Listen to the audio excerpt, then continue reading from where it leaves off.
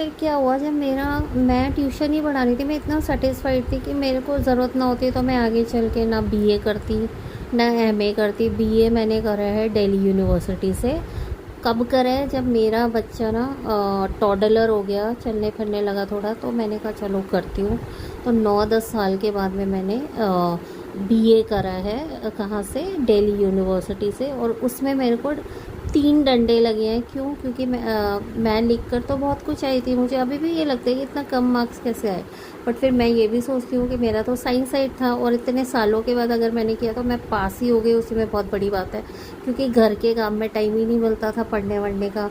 ना मेरा इंटरेस्ट था हिस्ट्री विस्ट्री में। हिस्ट्री था उसमें, और उसमें इंग्लिश था, हिंदी था, है ना। तो इस वजह से मुझे, और इंग्लिश में भी मार्क्स कम आए थे मेरे, क्योंकि मैंने उतना बुक्स वगैरह रीड नहीं करी थी। जस्ट जो मन में आया वो लिख के आ गई थी मैं, और पास हो गई। मैं तो सोच रही थी पास भी कैसे होंगी, क्योंकि मेरे पास प्रॉपर बुक्स थी ही नहीं। पतली पतली सी वो चैम्पियन ला के दे दी थी, उससे रिलेटेड ज़्यादातर कुछ आया नहीं। हस्बैंड कह रहे थे ज़्यादातर उसी में से आता है, पढ़ के दे देना, कुछ नहीं होता।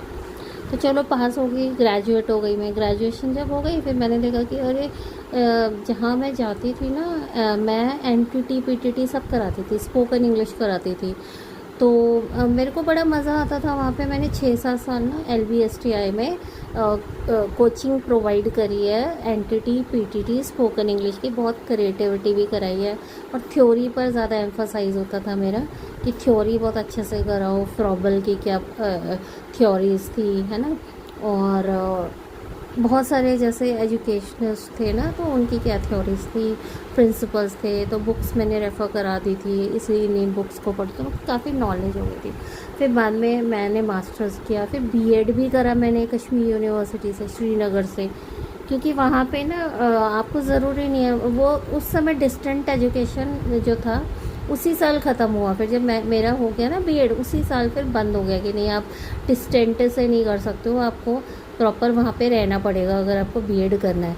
बट बीएड में मुझे कोई प्रॉब्लम ही नहीं आया। मेरे 85 समथिंग परसेंट नंबर आए मेरे, बहुत अच्छे अच्छे नंबर आए। क्योंकि सारा कुछ वही था जो मैंने एनटीटी की बुक्स खुद से लगवाई थी ना, एनटीटी करवाती थी। तो ज़्यादातर वही सारी चीज़ें बीएड में है। मैंने कहा अरे वाह, ये तो सब मैं पढ़ाती थी बच्चों को एनटीटी में। यानी बीएड और एनटीटी का सिलेबस मैंने सेम हो गया। सेम क्यों हुआ? क्योंकि बुक्स मैंने खुद अपने पसंद की बच्चों को लगवाई थी कि तुम ये बुक्स पढ़ो। तो मेरा बीएड में बड़े अच्छे परसेंटेज आए, बहुत अच्छे। और उतना ज़्यादा मुझे पढ़ना नहीं पड़ा, क्योंकि मैं टच में थी। तो मुझे ऐसा लग रहा है कि कुछ लोग हैं जो कुछ गेम खेल रहे हो, पकड़े जाने चाहिए। चाइल्ड ट्रैफिकिंग का